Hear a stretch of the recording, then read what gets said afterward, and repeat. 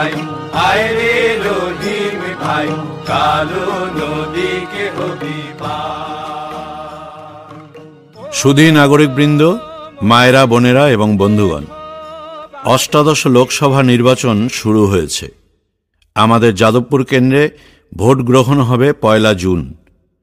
যাদবপুর কেন্দ্রে এবার বামফ্রন্ট মনোনীত, জাতীয় কংগ্রেস সমর্থিত সিপিআইএম প্রার্থী সৃজন ভট্টাচার্য।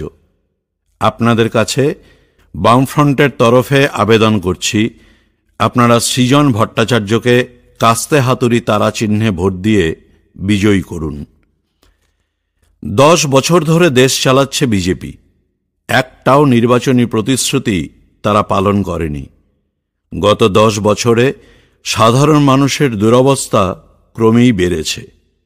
ধনীদের সম্পদ বেড়েছে, সাধারণ মানুষ গরিব থেকে গরিবতর হয়েছে।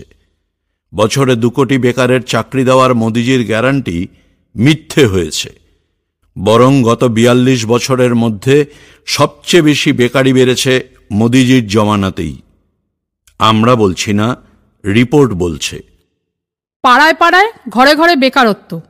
একটা কাজের জন্য ছেলে মেয়েগুলো হন্যে হয়ে ঘুরে বেড়াচ্ছে। আর মোদির সরকার জলের দরে সরকারি শিল্প, পরিষেবা এবং কলকারখানাগুলি আদানি আম্বানিদের হাতে বেচে দিয়ে বেরোজগারিকে আরও ভয়াবহ করে তুলেছে। সব কেন্দ্রীয় সরকারি সংস্থায় লোক নিয়োগ বন্ধ। যাবে কোথায় আমার আপনার ঘরের ছেলে মেয়েগুলো? মোদিজির গ্যারান্টি অনুযায়ী আমার আপনার আচ্ছে দিন আসেনি। উল্টে চাল, ডাল, তেল, নুন, কেরোসিন, রান্নার গ্যাস, প্রতিদিনের ওষুধ সবকিছুর দাম বেড়েছে কয়েক গুণ। কোভিডের সময় আমি আপনি নিঃস্ব হয়েছি। আম্বানিরা প্রতি ঘন্টায় 90 কোটি টাকা লাভ করেছে। নরেন্দ্র মোদীর বেটি বাঁচাও স্লোগান মিথ্যা হয়েছে। দেশে, বিশেষ করে বিজেপি শাসিত রাজ্যগুলিতে নারী নির্যাতন প্রচুর সংখ্যায় বেড়েছে। শুধু হাথরাস, উন্নাও, কাঠুয়ার বর্বর ঘটনাই নয়, বিজেপি শাসিত মণিপুরে শতাব্দীর বীভৎসতম নারী নির্যাতনের ঘটনা ঘটেছে। এই প্রচার সর্বস্ব প্রধানমন্ত্রীর শাসনকালে ফসলের ন্যায্য দাম না পেয়ে কৃষকের আত্মহত্যার মিছিল দেখেছে দেশ। দেশের খনি, পাহাড়, জল, জঙ্গল সব এরা বেচে দিচ্ছে আদানি আম্বানিদের হাতে। ফলে বাস্তুচ্যুত হচ্ছে, কাজ হারাচ্ছে কোটি কোটি মানুষ। এইসব বিপর্যস্ত ভুক্তভোগী মানুষরা বিজেপিকে ভোট দেবে? দিতে পারে? কখনোই না। যতই প্রচারের ফানুস ওরাক না কেন, বিজেপি এবার সরকার গঠন করতেই পারবে না। কিছু তো কম যায় না আমাদের রাজ্যের তৃণমূলও। রাজ্য শাসনে 13 বছর পার হয়ে গেল। শিল্প, কর্মসংস্থান, শিক্ষা, স্বাস্থ্য সব দিক থেকে আমাদের রাজ্যটাকে তলানিতে নামিয়েছে তৃণমূল। রাজ্যে এখন অবাধ দুর্নীতি, কাটমানি, গরু কয়লা বালি থেকে চাকরিচোরদের রমরমা। তৃণমূলের নেতা মন্ত্রীদের ঘরের মধ্যেই নগদ কোটি কোটি টাকার পাহাড়। তাদের গায়ে দুর্নীতির দুর্গন্ধ। 1 ডজন নেতা মন্ত্রী চুরির দায়ে জেলে, বাকিরা অনেকেই রয়েছেন ওয়েটিং লিস্টে। রাজ্যে কোনো নতুন শিল্প নেই, আর গড়ে ওঠার কোনো সম্ভাবনাও নেই। নেই কোনো নতুন নিয়োগ।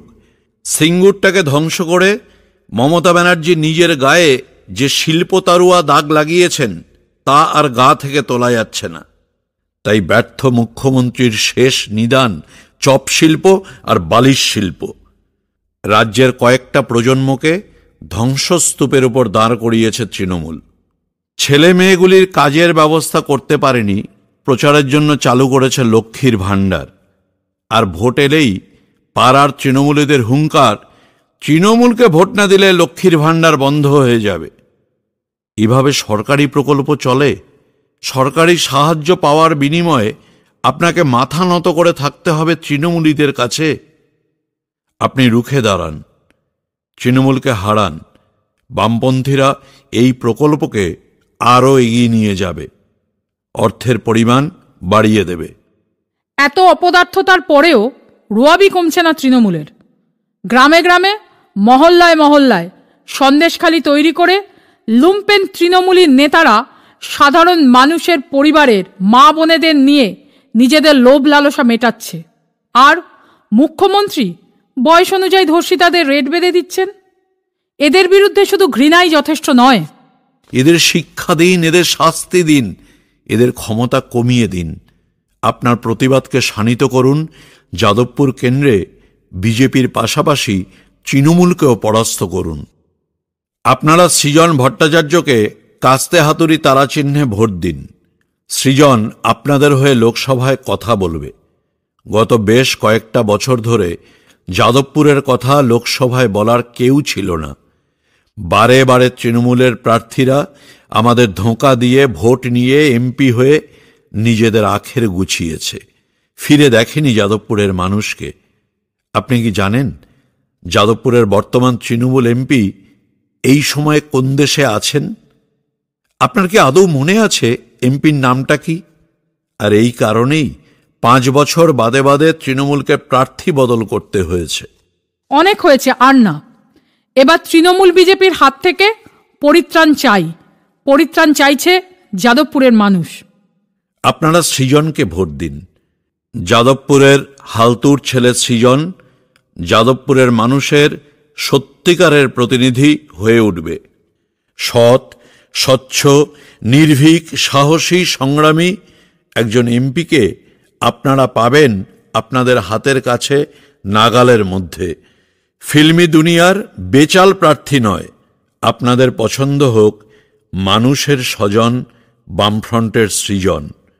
আগামী 1 জুন নিজের মূল্যবান ভোটটি নিজেই কাস্তে হাতুড়ি তারা চিহ্নে বোতাম টিপে দিয়ে কমরেড সৃজন ভট্টাচার্যকে জয়ী করুন।